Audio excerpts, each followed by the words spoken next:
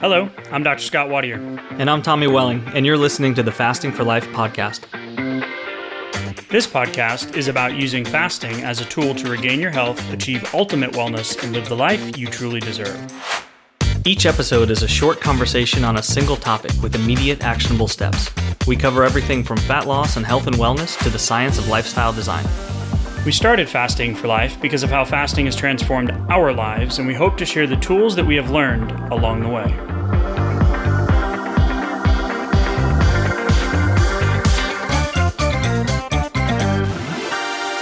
Hey everyone, welcome to the Fasting for Life podcast. My name is Dr. Scott Wadier, and I am here, as always, with my good friend and colleague, Tommy Welling. Good day to you, sir.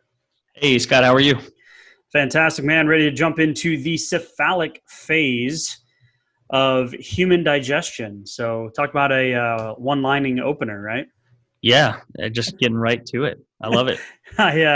This is something that you and I talk about indirectly pretty frequently with our clients and the people in the experience. And it's just family, friends. Like, this is one of the biggest underlying things that we see that either scares people off from fasting or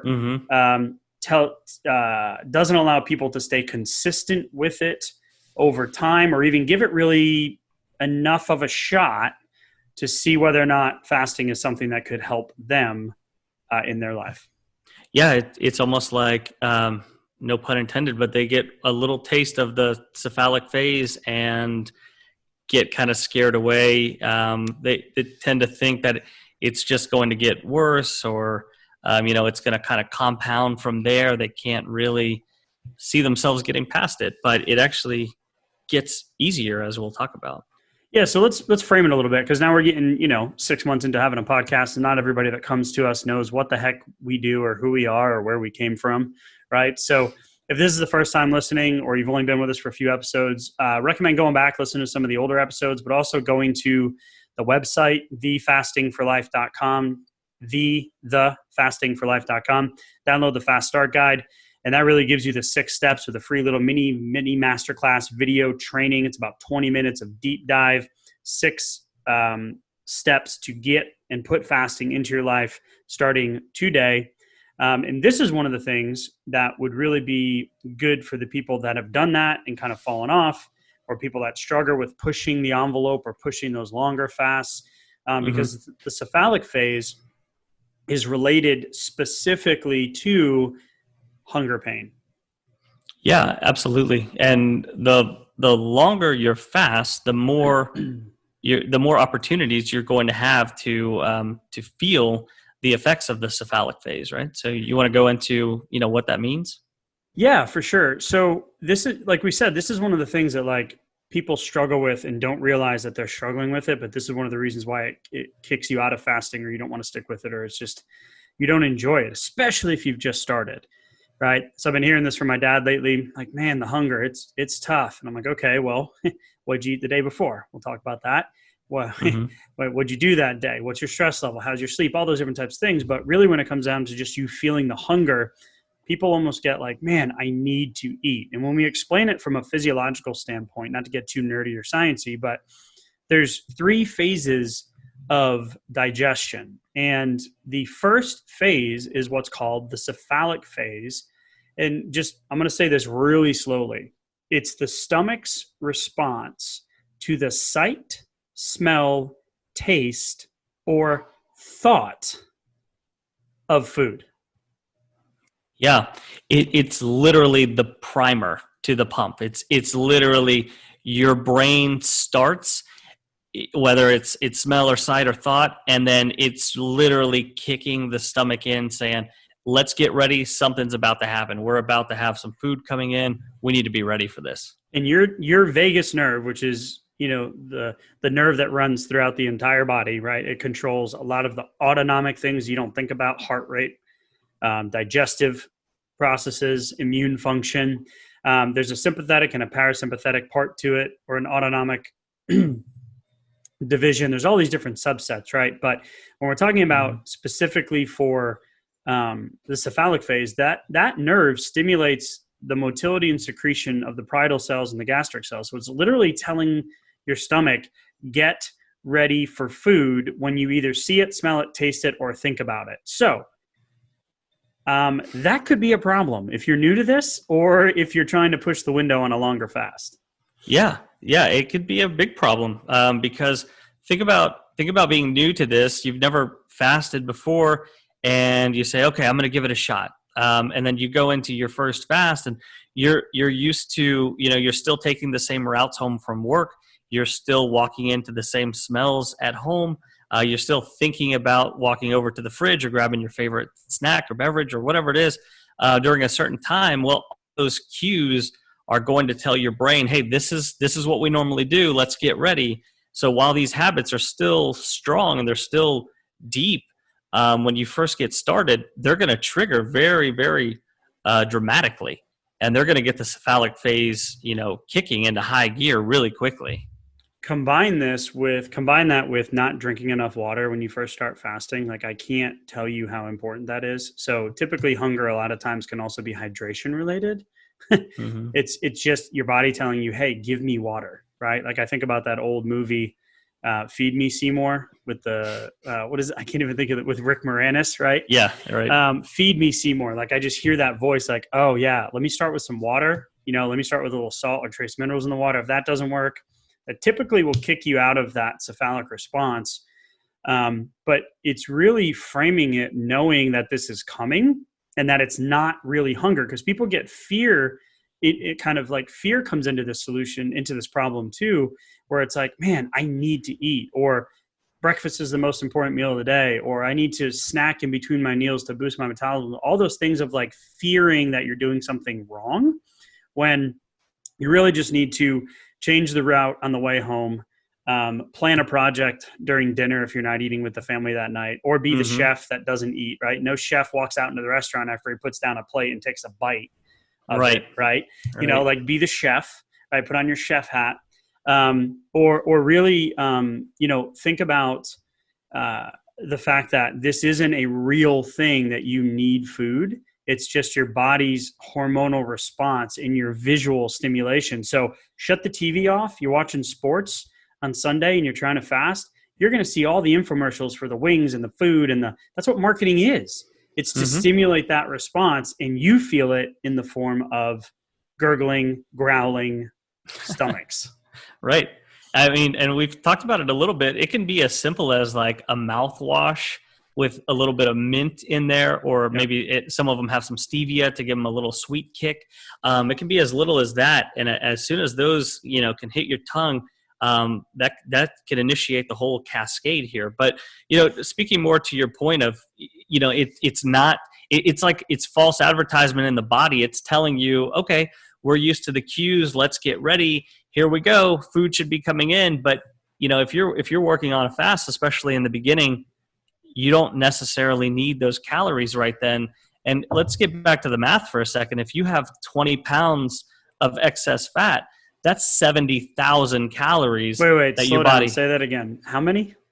If you have 20 pounds of fat, 3,500 calories of 3,500 calories per pound of fat, that's literally 70,000 calories that you can tap into. But you're not ready yet if you're just, if you're just between meals right now, you haven't started fat burning unless you're in ketosis already.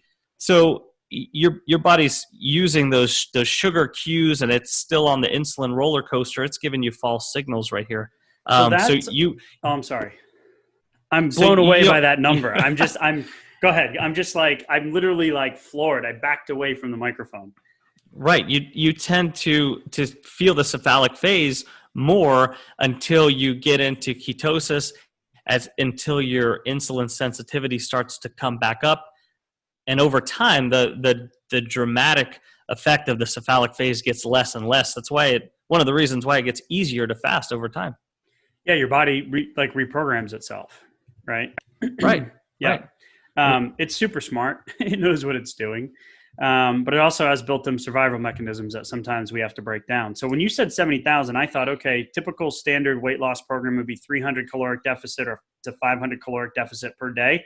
So that's anywhere between 140 to 233 days of doing that to lose that 20 pounds. Well, no wonder why people give up 6 weeks, 8 weeks in. And that doesn't include the mistakes and the falling off the wagon and the beating yourself up for eating pizza when that you shouldn't be doing that because you ate it, you enjoyed it, now move on, right? Right. That bad psychological kind of framework that's built into it. But that's 140 to 233 days where if you can just know and acknowledge that the cephalic phase isn't real, that it is, you probably need some water and that you can fight through it, you can get that weight loss with one meal a day in 30 days. Like it's crazy. Total, like that's why when you said 70,000, like, wait a minute, let me do the math on that, right? And I've done it. I mean, I lived it. That was my eat less, move more, calories in, calories out. We know that that's not true for long-term results, especially in people that have any type of metabolic issues when it comes to blood sugar related problems, insulin resistance that's undiagnosed, the prediabetes, the millions of people that are in that category out there that can't figure out why they can't lose the weight and keep it off. And the worst part is that your emotional side of this is where the reticular activating system comes in. And I was just thinking about this when you were talking about numbers, is if you've ever been driving or you get a new car and then you realize that everybody else in your town has the exact same car you do. Right. You're like, oh, wow, I've never seen a yellow. And then you're like, wait a minute, there's yellow cars everywhere. Like, how is this happening? Right. Yep. So the reticular activating system is this cool part of your brain where it'll tie in like a sight, a smell, an emotion to your experience. So you will remember the emotion and the smell of that time, which will put you back in that exact moment. So if you've done stress eating in the past, your body's going to be more apt when you see those cues or smell those smells to go right back into that habit, because your reticular activating system is going to go, hey, yellow car, yellow car, yellow car, like you're seeing it again. So knowing what your body is doing, because the hormones are the master control, is just going to give you so much more power in knowing I can get through this. Yeah, it's kicking on because it makes sense. So the body loves having a storage of fat, and it'll keep storing the fat, until it can eventually kill you. Based on comorbidities later on in life, it will just keep doing it because it's saving it for a rainy day. And if it has access to more calories coming in all throughout the day, because you're used to eating 3 meals a day, a couple snacks in there too, it's just going to keep piling it on as a survival mechanism. So, it doesn't take that long to bring down the warning bells, bring down the cephalic phase for it to calm down and actually allow, fat burning, which is what happens as you get into ketosis. And then it once it taps into those calories, it doesn't have as much of a reason to fire the alarms at any given, sight of food. And so when we talk cephalic phase, like it's a real physiological principle, but there's a lot of nuance and gray area in between how fasting works for an individual. So it's really figuring out what works for you, right? So you just got to try and test and try and test. And we've had some conversations recently where it's like, yeah, I did my first 36-hour fast and it was awful. And I'm like, yeah, the first one was tough because you've never done it. It's like, okay, let me just go out and run a marathon. Yeah. Okay. And we're not talking just for the nutritionist / gym people that live in the gym and do the workouts and get the results. We're talking about the people that have struggled with getting the weight off and keeping it off. Right. Right. So it's like, slowly okay, accumulating more and more over time. Yeah. Yeah. So it hasn't been working. So it's like, all right, yeah, well, you've never done this.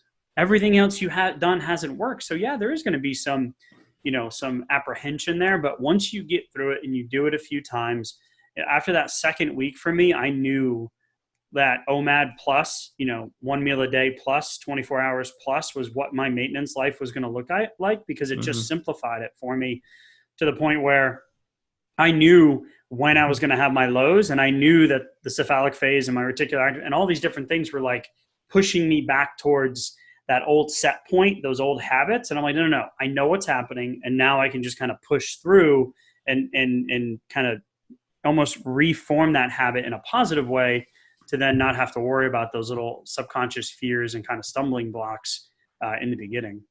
Yeah. At a certain point, you kind of flip it on its head and then you get strategic with it. Right. Like, I know I'm going to feel this way, so I can get strategic. Like you said, put a project at certain times of the day. Maybe it's right before mealtime, or right afterwards, or, becoming the chef. I think that, those are all great actionable things. So me and Jen walked into a coffee shop actually this morning. I was fasting. She was not. And she was going to get a coffee. I ended up having a black coffee with just a little bit of creamer in it. But when I walked in there, it was actually a crepe and waffle and coffee place. It smelled amazing in there, and I was not prepared for when the cephalic phase actually kicked in. And she looked over at me a few minutes later. We were sitting there waiting for the coffee. It took a few extra minutes for some reason, but she was like, "Are you okay?" And I was like, "Yeah, I'm just fighting off a little bit of nausea right now. I'll be okay." And it lasted for about 10 minutes. And then I got my coffee, and it got a little bit better. We walked out, and it subsided, but it probably took 10 or 15 minutes. But if that was day one for me, fasting, that may have been a little frustrating or even concerning. But today I didn't worry about it too much, but she could see it on my face though still. Yeah, I'm thinking, well, it's taking a little bit longer just to torture you, right? You're like, right. Why can I not just get my coffee and get out of this wonderful smelling place? Yeah, and I almost just walked outside, but I didn't. Right. But those are habits we develop, right. Over time.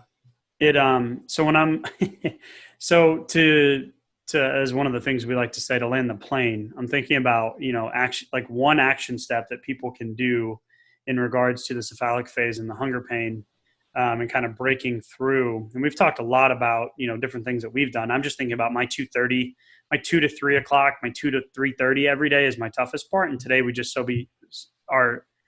happened to be recording this podcast during that time. So normally this would be a time where I struggle with it. Mm-hmm. I had some black coffee, drank some water, talking to you, getting fired up about getting people to realize that it's not really hunger.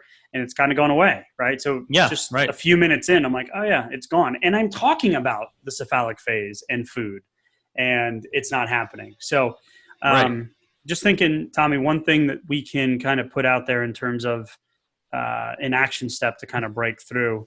So refocus that energy. So it was designed to put you into food-seeking behavior, was designed to get you ready for food, to bring it in. Well, just know that it's coming, whether you're fasting or you're in between meals or you're in the middle of a window, whatever it is, an eating window, that is. Take that energy, that frustration, repurpose it. It's only temporary, but use it to push through to the end of some new project. Plan out the rest of your week. Do something with that energy and put it to good use. And, by the time you think about it next in 10 or 15 minutes, it's probably going to be gone. You're going to be better off for it. And you're still going to be, in the middle of that fast. You didn't break it, and you're better off than where you were 20 minutes ago. Perfect. Love it. One last thing I would recommend for everyone listening, like I said earlier on, if this is the first few times you've listened to us, go back, listen to some of the earlier episodes. Download the Fast Start Guide. We appreciate the conversation of fasting and the community of fasting. So go ahead on the Facebook, like our page, leave us a 5-star review. We prefer those. Any questions or comments you can drop in there too.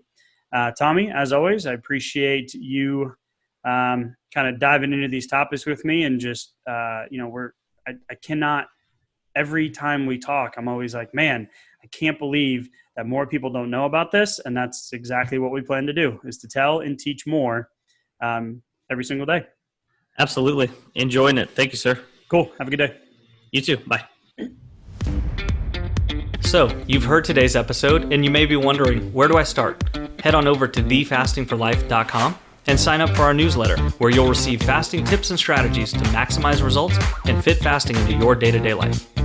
While you're there, download your free Fast Start Guide to get started today. Don't forget to subscribe on iTunes, Spotify, or wherever you get your podcasts. Make sure to leave us a 5-star review, and we'll be back next week with another episode of Fasting for Life.